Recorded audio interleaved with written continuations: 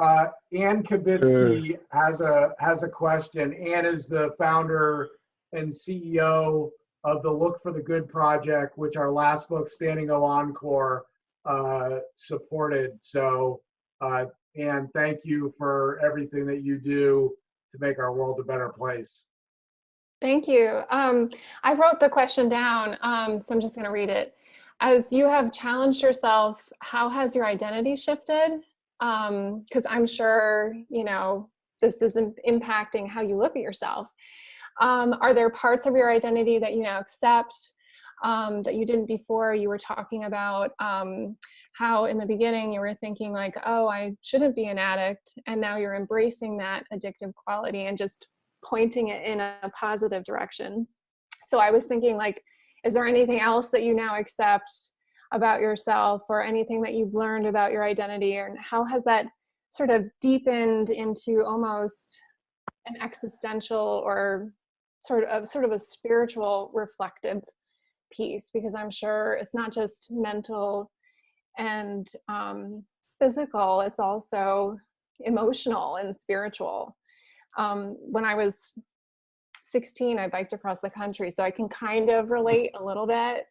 And I mean, that was enough of a challenge. So that's what it did for me. So I was just thinking, what did it do for you?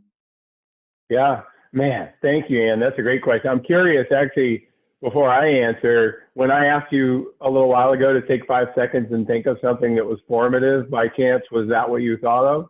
Definitely.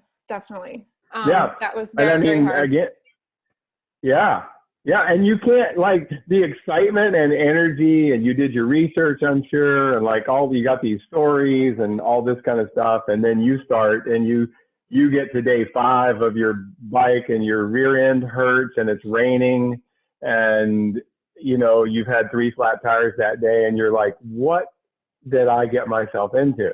Yeah.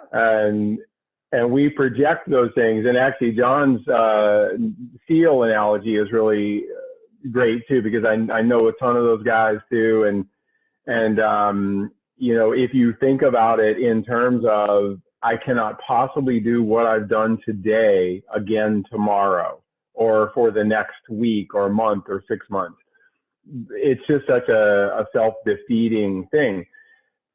Your question is it's a hard one, because I will also say I still struggle with insecurity, not about being able to do things physically, but about, you know, imposter syndrome to a certain degree. Like, do I really have the right to try to influence other people in a way? And I think the way I approach that is it's sort of from an addiction recovery standpoint, which is, I can't tell you how to be sober, but I can tell you how I got sober.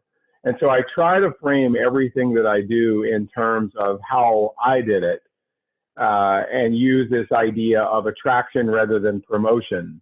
And it's complicated. Some people want to be coached. Some people want to be told. And once someone asks me specifically for advice, I may very well give it, but I still try to frame that advice in terms that basically start with, here's what happened to me. This thing happened. Here's how I handled it. Here's what I did about it. Here's where I am today in that situation. And rather than starting too many sentences with these 2 words, you should. Because if I'm starting too many sentences with you should, I've sort of lost sight of the best way to motivate others. And that is to allow them to know me, and to, if they find something, even one little nugget of what I do that they want to emulate, then that's a success as far as I'm concerned. I don't know why this just popped into my head. I don't know. I don't know where my brain is sometimes. But so there was a movie, Eminem. You know, Eminem's great screen thing was 8 Mile years ago. I don't know, hopefully some of you saw this movie, and I'm not completely talking to myself here, but in that movie, the very last battle, like he's having this rap battle with this other guy, and it's Eminem's turn. He goes first, and like it's going to be this epic clash. And what Eminem does is basically take his 90 seconds and he he dumps out that he lives with his mom and that she's in a trailer, and a friend of his, you know, slept with his girlfriend, and like all these things about him, he dumped it all out there. And when it was the other guy's turn, he had nothing to say. And I think that for me, what I've learned more than anything for me is I'm afraid of you finding things out about me. And I mean, that's a weird thing. It's buried in my addiction and insecurity, and probably something that happened to me when I was 5 years old or less. Like, that's kind of how we're all built from the ground up. And so my attitude is very much that the more open I am and the more that I share my struggle, because it's one thing, yes, you want to share successes, 100%, because people want to know that this struggle is going to be worth it. But if the only thing being showed is the end result, or, you know, look what I've accomplished and not how I got there, then I've left something out. So I have to always check myself and make sure that I'm sharing the struggle. If you do, like, if you follow me on social media, I don't do a ton, but I find it fascinating that if I post a beautiful photo of me running in some amazing place and I say something that I think is brilliant and inspirational, I'll get a certain number of likes, so to speak. The next day I post something like, man, I woke up feeling terrible today and I'm a little depressed and I'm down and here's what's going on, whatever. And it's a really heartfelt struggle. I'll get 3 times the engagement.